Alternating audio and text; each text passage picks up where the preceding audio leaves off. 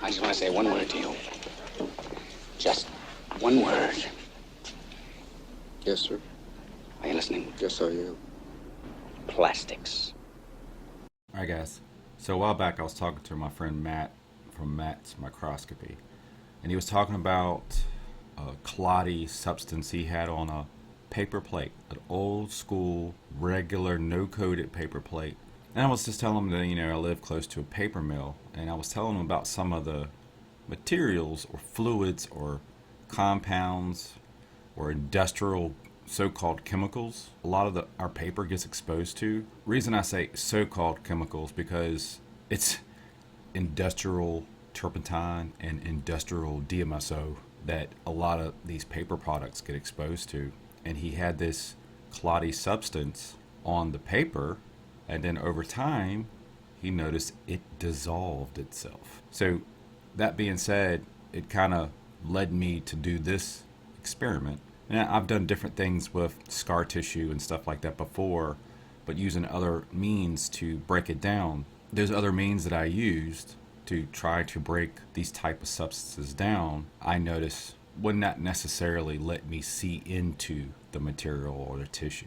And the DMSO was the way to go, to really be able to see what is all going on the inside, because the DMSO will help dissolve and break these things down. And so basically, I went and grabbed some tweezers and pulled a little scar off and dropped it right on a slide. Here's a rough ball estimate of the size we're dealing with, a little under 3 millimeters. Obviously, you can see a fiber right there. There's a couple other ones that you can see. Here's what it looked like under my 4X objective on the compound. And here's my little mini lab. So around 3 p.m. yesterday, put it under a microscope. Tom Love. Put a couple of drops. Actually, I ended up putting 3 drops of DMSO on it.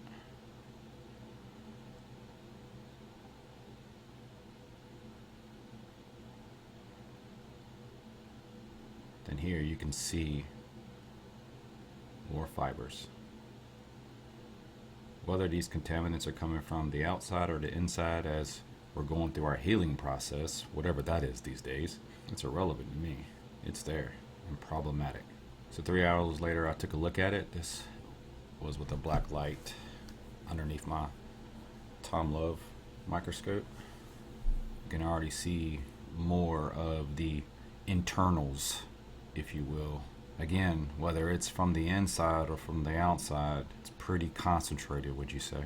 Now look at this little component right here. If I'm looking at the psychopaths that do all the literature writing and make up these so-called components to make us think that these are actually physical round things that men are making, which I doubt. This right here looks like one of those so-called nano cages. You see a wire coming out. There's that red guy again.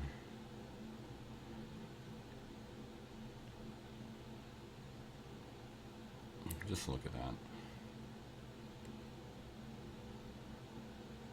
Just look at that.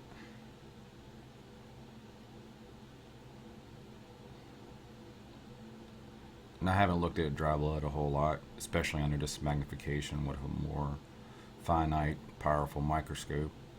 These almost look like little eggs, but I guess it could be a dried up cell. Around the same time domain, just underneath the Tom Love, just trying to kind of show you guys that you don't need these expensive microscopes to see the assault. You really don't.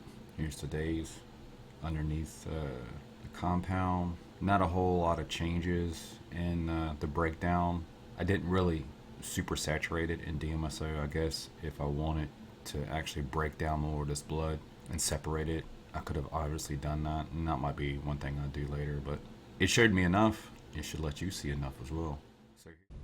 And if you call upon his name, you will be delivered. But understand, this is a war. This is a war that you cannot win on your own. He's in every one of us. This serpent has slithered his way into every one of our temples. Choose this day whom you will worship, says the Most High. Choose. Because as for me and my house, as for me and my temple, the temple that belongs to the Father, the work of his hands, we will serve the Most High.